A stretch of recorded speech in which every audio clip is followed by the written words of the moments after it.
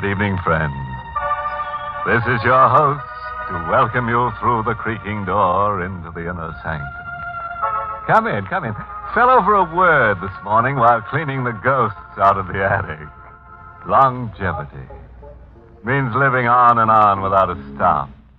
Just dug in for keeps. A century-old uncle of mine is still around, a regular hearty old perennial. Absolutely wild about outdoor living. Spends all his time haunting the garden like a century plant. Yes, we water him twice a day.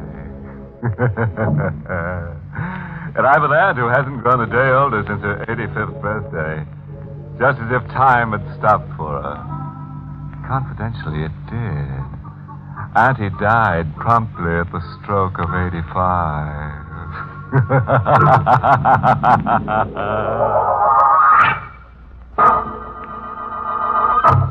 Tonight's Inner Sanctum mystery, Murder Comes to Life, was written by John Robert and stars Charles Irving in the role of Jean, with Santos Ortega as Sorrowful. And now for our weekly dizzy spell. We're aboard a ship, the SS Monterey, entering San Francisco Harbor. A lone deckhand leans over the rail, brooding into the fog. He tenses suddenly, as if keying his ears and mind to a sound in the sea. Jean LeBlanc. Jean LeBlanc. The seaman shakes his head as if the name glances off him meaninglessly. He moves a hand across his face, as if removing mists that cloud his vision, as if desperately anxious to accept the identity Jean LeBlanc as his own. Jean LeBlanc. Is it my name? A name I forgot long ago when I fell apart. And if it is my name, why can't I accept it and believe it? Why do I insist I'm someone else and run? Jean LeBlanc. Everywhere I've gone through the years, the names pursued me, demanding that I stand my ground and face it. Everywhere. Lisbon, Bombay, Tripoli.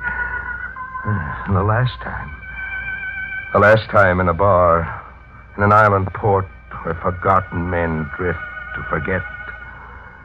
Hello, John LeBlanc. That name. Wherever I go, I hear it. Wherever I go, it whispers at me, shouts at me. It's driving me crazy. It's your name, mister. Running from it will get you nowhere.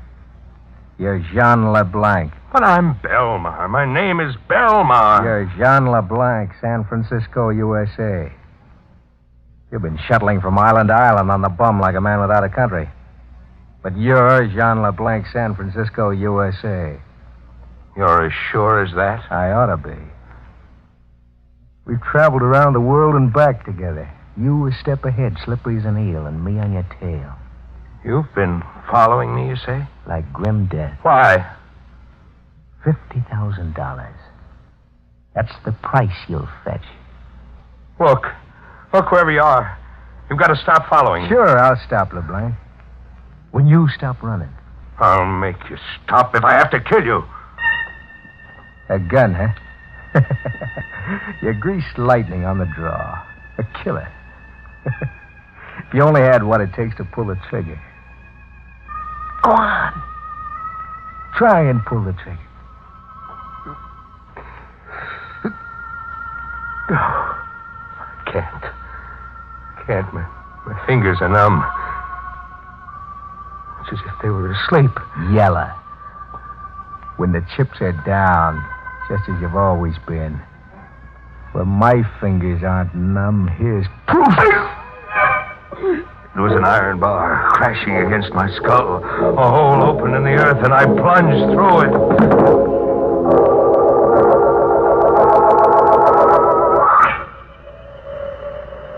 I came to with the moon on my face and the wind in my ears. I was in an open field, in an abandoned quarry under a pile of rocks. It was like rising from the dead. A shadowy figure was standing over me. A sour little guy with a mournful look, as if he made a habit of crying. I watched him remove the rocks covering me, one by one, and tossed them into a pile. I'll have you out of there in a jiffy. A rat dumped you in the quarry like you were a load of junk. How do you feel? Weak in my pins, as if I was just born. As if I've come back from the dead. You're not kidding. You're about as dead as any guy could get. Who did it to me? I'll let you in on this much. It was a cop. A retired cop. Cop? Yeah. He said I was worth $50,000 to him. What did he mean? That's how much Jean LeBlanc is worth to a cop. Look, why don't you stop drifting from port to port and face up to yourself? Call yourself by your right name. But I'm Belmar. I'm known as Belmar. I ship as Belmar. Your mind's still in the rut. Well, it's like that. We're in the rut. We go together? Like ham and eggs. Maybe you want to know where you picked up the name Belmar? No. I'm going to tell you anyhow. See this tin can? Yes? You landed out of Frisco on a ship that hauled a cargo with these tin cans. Canned fruit. This one held apricots. Read the brand name. Belmar. Yeah. Belmar. Belmar Fruits. Guy with your class has been trying to cram himself into an empty fruit can. I could bust right out crying. I mean so much to you. I just dug you out of that rock pile, didn't I? Well, so long for now. But wait, who are you? You didn't tell me.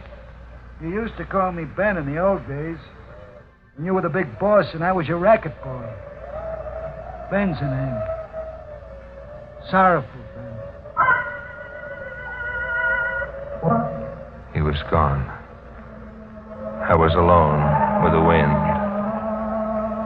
There was a battered tin can beside me, wearing a label that read Belmar.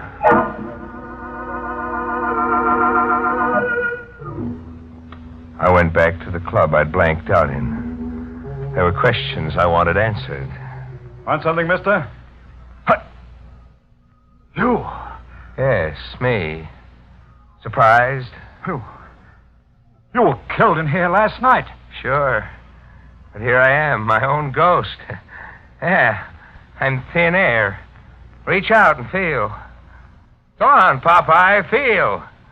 What, you were deader than a doornail. Now, let's quit horsing around and get down to cases. Who gave me the business? Now, look, I don't want to get mixed up. I asked who gave me the business. Tramp, as far as I know. Calls himself Sanderson. Like you, a stranger on the island. And who pronounced me dead? Old Bailey. He serves a sort of unofficial coroner here on the island. And how is it I ended up in a stone quarry? And how come the island police weren't notified of my murder? Nobody goes to the police on this island. When old Bailey pronounced you dead, everybody looked the other way while Sanderson carried you out the back door. Beats me. You were stone dead right where you're standing now. Sorry, pal. Sorry I had to come back and spoil it.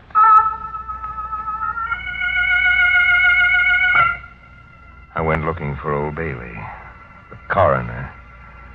I wanted to know why an unconscious man qualified with him as a corpse ready for immediate burial. I found him along the edge of the beach, living in a shack built of packing cases and old strips of cardboard. When the tide came in, the ocean soaked through the sides and up through the floor. It was as if old Bailey wanted the shack to wash out to sea. The tide was in when I got there. Well, you're here, son. What brought you? You better talk fast. The way the waves are coming, we'll be washing out to sea. You want that to happen? Yes, of course. Precisely my idea in building here. What brought you? You're not surprised to see me? Why should I be? You pronounced me dead last night. A mistake, from the looks of you. A mistake that almost buried me for keeps. I'm ashamed of my incompetence, but I promise you the recall of your death certificate. The very next time I live. Look, Mr. Coroner, you know a dead man when you see one. And my idea is that somebody hired you to pronounce me dead. Maybe, and maybe not. Quit wriggling. How much did you get to pronounce me dead? Barely enough to free myself of debt. I asked how much. A paltry $50. Who from? Who wanted my death certificate, and why? Now you're asking an old sinner to play informer. I'm not asking, Bailey. You're demanding. On pain of death. You overestimate the price I put on my life. We'll see. We'll see if we can push the price up. You lose. Who bought that death certificate from you? The harder you squeeze, the lower the price goes. You're losing, LeBlanc. The storm's beating you.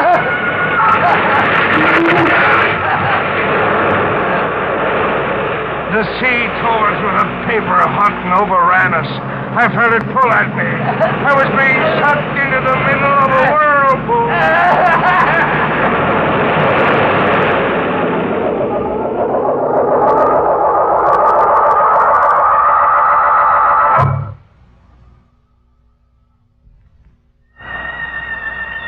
I came to, lying face up on the beach. The storm was over. The tide was out. Old Bailey was gone. And his paper hut, too. I could see the wreckage way in the distance, riding the ocean swell. I was half dead, but alive. A miracle. I gotta keep you alive and going, boss. The way it happened, I'm to blame for the condition you're in. You're to blame. How? It was me who beat you over the head and sent your mind wandering. You really want to know about it? Yes. It was your last day in Frisco. The cops were around our hideout, setting up machine guns, tossing tear gas bombs, all ready to close in for the pinch. The only way out was to shoot our way out. And? You can't remember anything by yourself, huh? No. No, I try, but something gets in my way. It's all a jumble in my mind. I was the only one doing any shooting on our side. You were blowing your top, screaming like a crazy man. Gunfight. Guns always gave you the willies. I slugged you to shut you up. Later I got you out and smuggled the two of us aboard a ship. It was a freighter carrying fruit cans with the name Belmar on them. And blank. Strictly a getaway. Not call it quits. Just get away and lay low. But you blanked out. Powerful. Yeah? Tell me, what was your Jean LeBlanc like before he began to scream that last day in Frisco? Oh, top man of the world. You had the world in your vest pocket, boss. You were the Jesse James I read about as a kid, only better. The stuff you pulled at Frisco on its ear. What sort of stuff? Banks, museums, mail trucks. Just theft? No murder? Murder was the rub. Like I said, guns gave you the willie. That last day in Frisco, police had our hideout surrounded, you said. How did they get that close? That's a question I was waiting for you to get around to. They were tipped off by a stewed pigeon named Queenie Simpson. The job you muffed on Queenie still needs to be done if you ever want to go home. Oh, it's a lot to remember all at once. A lot to remember. I mean, it's a lot to believe. You think maybe I'm working a gag. That I'm trying to swindle you into calling yourself Jean LeBlanc and work you for a fall guy. Okay. We'll find things out your own way. I'll be around when you need me.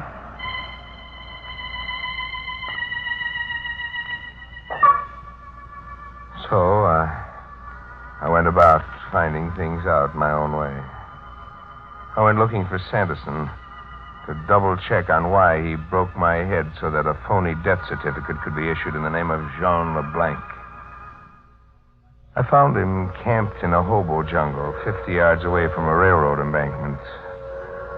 LeBlanc. Back from the dead. Can it? You never killed me. I didn't. No, you just thought you did.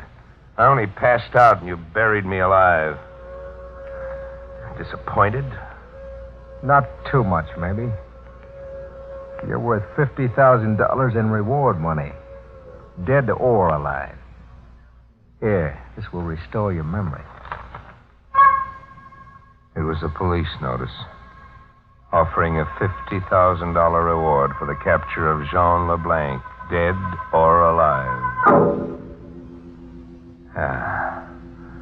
I get your death certificate angle, Sanderson. With me dead, it would have been easier for you. No carting me back. Just show that death certificate Old Bailey issued and collect. I'll collect anyhow. If you live. That wouldn't be a threat, would it? A death notice. Who's going to die now? You. Of strangulation. I don't worry you, huh? Not a bit. I told you last night you weren't the killer type.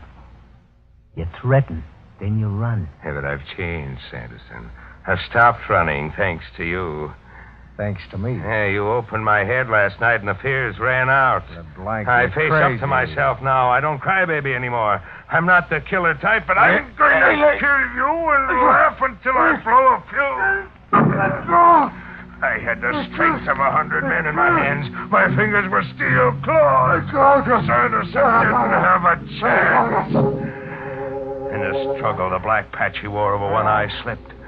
I was staring into an empty eye socket, looking for the last glimpse of myself that would finally stitch broken fragments together into a single piece. Who was I really, and what was I all about? I saw nothing in that empty eye socket.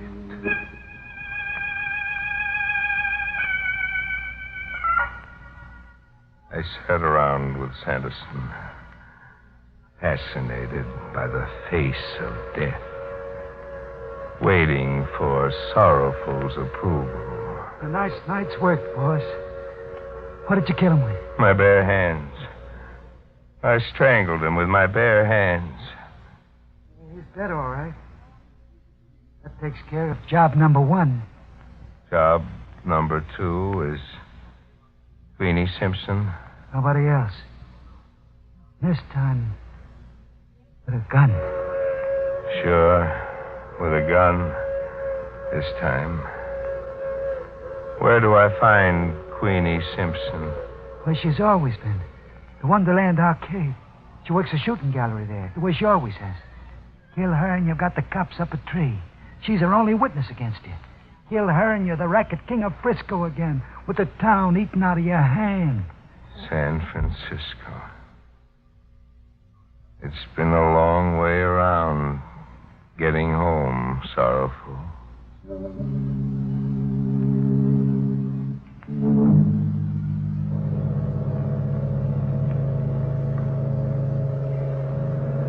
I've come back to a forgotten world.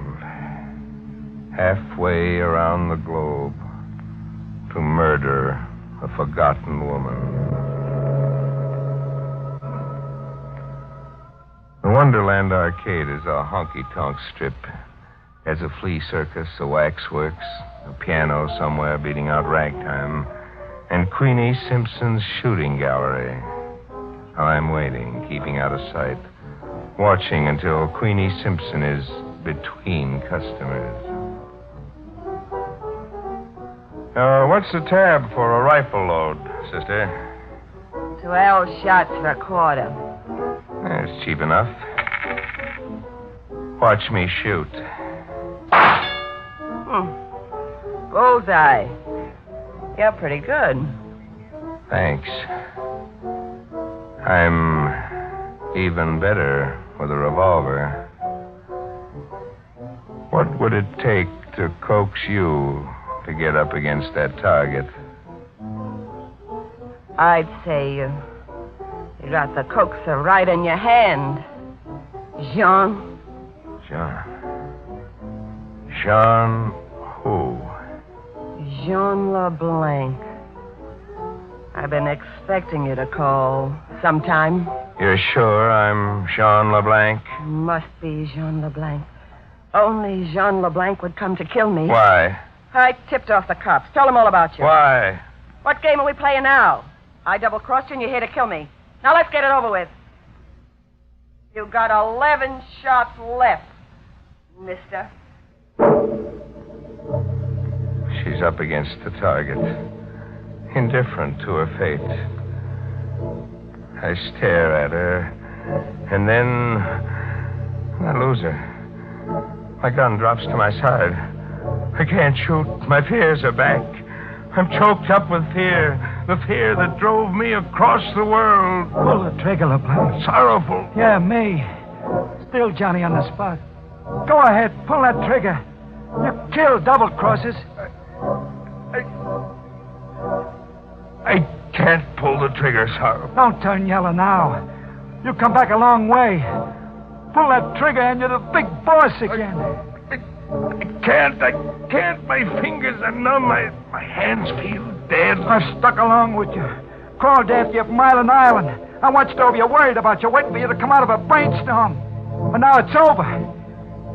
Once and for all. Are you going to make like Jean LeBlanc and pull that trigger? No, I can't. I'm Jean LeBlanc, but I can't measure up to what you expect. I'm afraid. Give me that gun.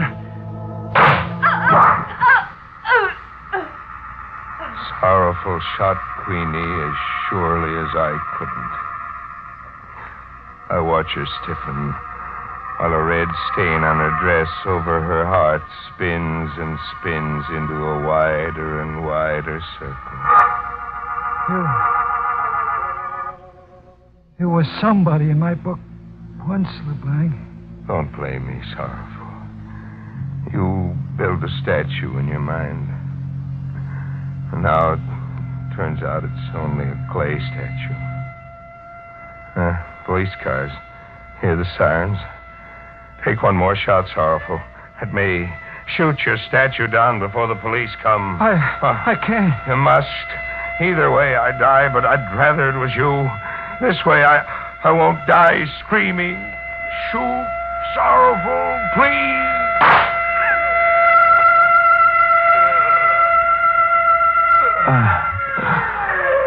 I'm on the ground, staring up at Sorrowful, staring at the uniformed police around him.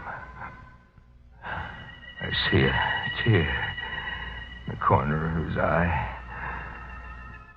as if he's going on a crying jag he'll never come out of.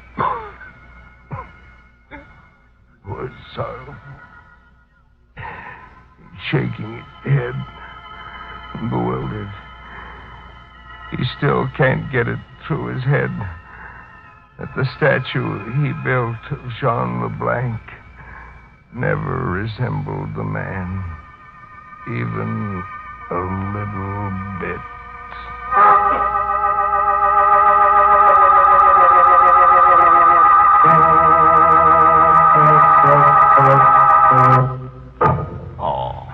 Poor LeBlanc. Even now, with his worries over, he's having himself a fit. Size 4x6, the cat could make it tells me. That old Bailey, $50 and he'll pronounce you dead any old time. Even if it kills you. I hear he's doing shady business as usual. His shingles hung on Davy Jones's locker. His engraved invitations to please call read, drop in any old crime.